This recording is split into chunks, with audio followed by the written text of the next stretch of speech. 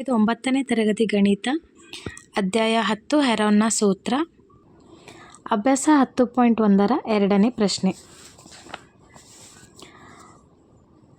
ಒಂದು ಮೇಲು ಸೇತುವೆಯ ತ್ರಿಭುಜಾಕಾರದ ಬದಿಯ ಗೋಡೆಗಳನ್ನು ಜಾಹೀರಾತು ಬರೆಯಲು ಉಪಯೋಗಿಸಿದೆ.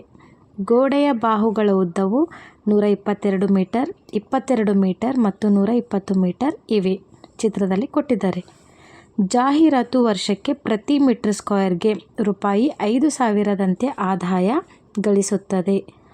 ಒಂದು ಕಂಪನಿಯು ಈ ಗೋಡೆಗಳಲ್ಲಿ ಒಂದನ್ನು 3 ತಿಂಗಳಿಗಾಗಿ ಬಾಡಿಗೆಗೆ ಪಡೆದರೆ ಅದು ನೀಡುವ ಬಾಡಿಗೆ ಎಷ್ಟು? ಇದು ಪ್ರಶ್ನೆ.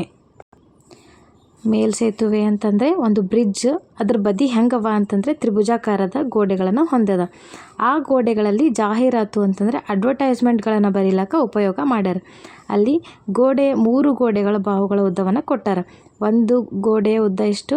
122 ಮೀಟರ್, ಇನ್ನೊಂದು 120 ಮೀಟರ್ ಮತ್ತು ಇನ್ನೊಂದು 122 metre, 122 metre, 22 metre, 120 metre.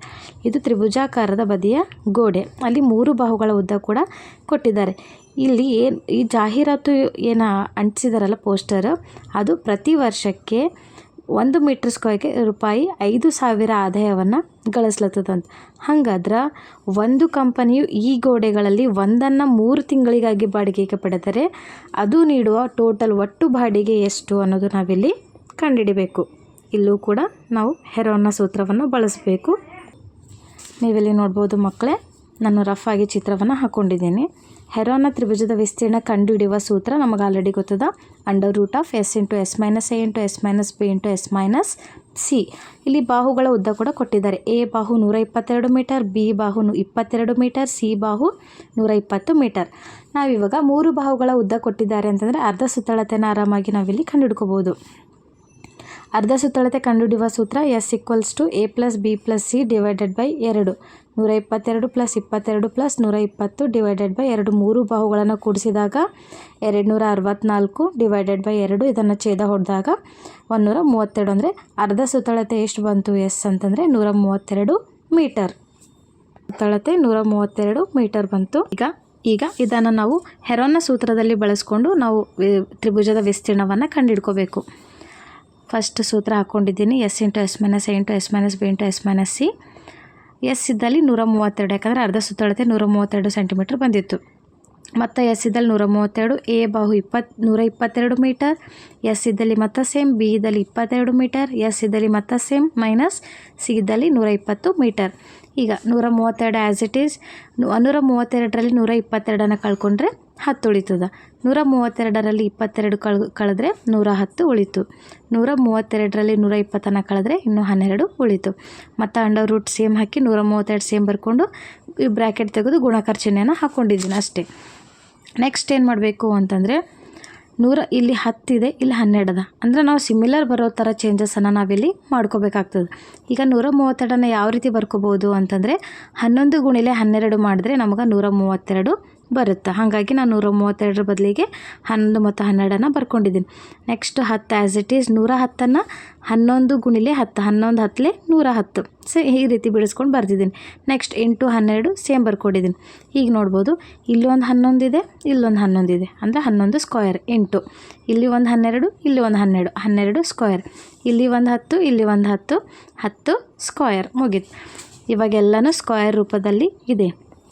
Square ಇತ್ತು ಅಂತಂದರೆ ನಾವು ಆರಾಮಾಗಿ ಈ ಸಂಖ್ಯೆಗಳನ್ನು ಏನು ಮಾಡ್ಬೋದು, ರೂಟಿಂದ ಹೊರಗಡೆ ತೊಗೋಬೋದು. ಈಗ ನಾನು ಏನು ಮಾಡಿದ್ದೀನಿ ಅಂದರೆ 11 ಸ್ಕ್ವೇರ್ ರೂಟ್ ಹೊರಗೆ ಬಂದರೆ 11 ಆಯಿತು, 12 ಸ್ಕ್ವೇರ್ ರೂಟ್ ಹೊರಗೆ ಬಂದರೆ 12 ಉಳಿತು, 10 ಸ್ಕ್ವೇರ್ ರೂಟ್ ಹೊರಗೆ ಬಂದರೆ 10 ಉಳಿತು. A = ಈ 3ನ್ನು ಗುಣಿಸಿದಾಗ 1320 ಮೀಟರ್ ಸ್ಕ್ವೇರ್ ನಮಗೆ ಆನ್ಸರ್ ಬಂತು. ಅಂದರೆ ತ್ರಿಭುಜದ ವಿಸ್ತೀರ್ಣ ಎಷ್ಟು? 1320 ಮೀಟರ್ ಸ್ಕ್ವೇರ್. ನಾವಿವಾಗ ಆ ತ್ರಿಭುಜಾಕಾರದ ಗೋಡೆಯ ಒಟ್ಟು ವಿಸ್ತೀರ್ಣವನ್ನು ಕಂಡುಹಿಡ್ಕೊಂಡ್ವಿ. ಎಷ್ಟು ವಿಸ್ತೀರ್ಣ ಅದಂದರೆ 1320 ಮೀಟರ್ ಸ್ಕ್ವೇರ್ ವಿಸ್ತೀರ್ಣ ಇದೆ ಅಂತ ಗೊತ್ತಾಯಿತು. ಈಗ ತ್ರಿಭುಜಾಕಾರದ ಬದಿಯ ಗೋಡೆಯು ಪ್ರತಿ ಮೀಟರ್ ಸ್ಕ್ವೇರ್ಗೆ 1 ವರ್ಷಕ್ಕೆ ಎಷ್ಟು ಆದಾಯ ಆಗ್ತಿದೆ ಅಂತಂದರೆ ರೂಪಾಯಿ 5,000 ಆದಾಯ ಆಗ್ತಿದೆ. ಹಾಗಂದ್ರೆ ಅವರು ಏನು ಮಾಡ್ಯಾರ, 3 ತಿಂಗಳಿಗಾಗಿ ಬಾಡಿಗೆಗೆ ಪಡೆದಾರೆ. 3 ತಿಂಗಳಿಗೆ ಎಷ್ಟು ಆದಾಯ ಆಗುತ್ತೆ ಅಂತಂದರೆ 3 / 12. ಅಂದರೆ ಯಾಕಂದರೆ ಟೋಟಲ್ 12 ತಿಂಗಳು ಇರ್ತವೆ ಒಂದು ವರ್ಷಕ್ಕೆ. 3 ತಿಂಗಳಿಗೆ ಬಾಡಿಗೆಗೆ ತೊಗೊಂಡಾರ. ಡಿವೈಡೆಡ್ ಬೈ ಟೋಟಲ್ ತಿಂಗಳುಗಳು 12 ಇಂಟು ಆದಾಯ 1 ವರ್ಷಕ್ಕೆ ಎಷ್ಟು ಅಂತ ಬರ್ಕೊಂಡಿದ್ದೀನಿ, ಇಂಟು 5,000. ಈಗ ನಾವು ಛೇದ ಹೊಡ್ಕೋಬೇಕಿಲ್ಲಿ. 3 1 3, 3 4 12, 4 1 4, 4 1 4, 1 ಉಳಿತು 15, 4 2 8, ಇನ್ನು 2 ಉಳಿತು, 4 5 20, 0ಗೆ 0. ಅಂದರೆ ಪ್ರತಿ ಮೀಟ್ರ್ ಸ್ಕ್ವೇರ್ಗೆ 3 ತಿಂಗಳ ಆದಾಯ. ಪ್ರತಿ ಮೀಟ್ರ್ ಸ್ಕ್ವೇರ್ಗೆ ಅಂದರೆ ಎಷ್ಟು? 1 ಮೀಟ್ರ್ ಸ್ಕ್ವೇರ್ಗೆ 3 ತಿಂಗಳಿಗೆ ಎಷ್ಟು ಆದಾಯ ಆಗುತ್ತೆ ಅಂತಂದರೆ ರೂಪಾಯಿ 1,250 ಇಷ್ಟು 3 ತಿಂಗಳಿಗೆ ಆದಾಯ ಬರೀ 1 ಮೀಟ್ರ್ ಸ್ಕ್ವೇರ್ಗೆ ರೂಪಾಯಿ 1,250 ಆದಾಯ ಆಗ್ತದೆ. 1 ಮೀಟ್ರ್ ಸ್ಕ್ವೇರ್ಗೆ ನಾವು ಎಷ್ಟು ಆದಾಯ ಅಂತ ಕಂಡಿಡ್ಕೊಂಡ್ವಿ. ಅಲ್ಲಿ ನಮಗೆ ಆಲ್ರೆಡಿ ನಾವು ವಿಸ್ತೀರ್ಣ ಕಂಡಿಡಿದಾಗ ಟೋಟಲ್ ಎಷ್ಟು ಬಂದಿತ್ತು? 1,320 ಮೀಟ್ರ್ ಸ್ಕ್ವೇರ್. ಅಂದರೆ ಟೋಟಲ್ ಇಷ್ಟು ವಿಸ್ತೀರ್ಣ ಅದ. ಹಂಗಂದ್ರೆ ಅದಕ್ಕೆ ಎಷ್ಟು ಆದಾಯ ಆಗುತ್ತೆ ಅಂತ ನೋಡೋಣ.